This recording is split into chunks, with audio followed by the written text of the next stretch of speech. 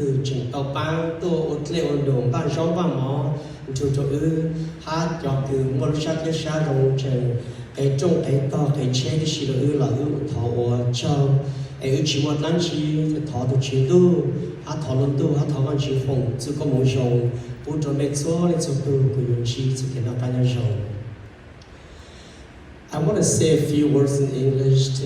I just wanted to thank each and every one of you for taking your wonderful special time here today to join our daughter and son-in-law's wedding today.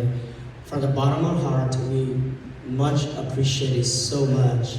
And also from our wise co-workers who had come to join us, and many friends far or near. May the Lord bless each and every one of you.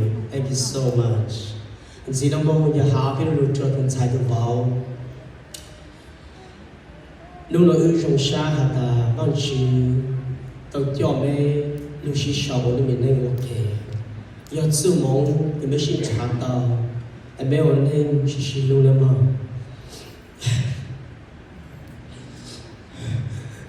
Tụi tao lấy xứ đi chứ bao lúc này.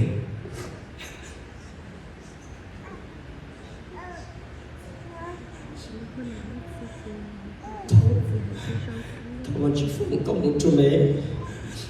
Để lúc thì tôi khăn hết tao bắt chỉ tao là em xin nó mong để chỉ tao chỉ lúc ý là lúc ý lên tay lên ý lên sai lên ý chung chồng thà đây lúc em thằng ấy xin lúc là chỉ muốn lên từ cái chỗ tao bên này chỉ muốn lên cái chỗ tao bên cái xin lúc em nhớ bên đó sáng chung chồng bỏ lên xin lúc hàng chồng bỏ lên răng gì tao sao lúc đấy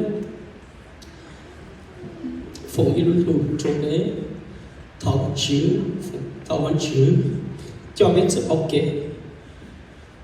bán về sau ý lúc đấy của chúng ta chỉ sự một lúc này thì dù chỉ sợ rồi sẵn sạch tao sao tôi ổn nữa sau đó tao chữ nãy ư nhất tận nó nói thật mấy sản tao kể bán ta chỉ ư nhập bán những phụ nữ đó xa tôi hỏi ư lúc đấy để gọi cái mình vô để ư trong xa để ư chỉ sau lúc này tao chỉ không sẽ không bằng trong hết mà always remember what love is. Love is to live for each other and to overcome obstacles together, and then you will be victorious and your love will forever be everlasting.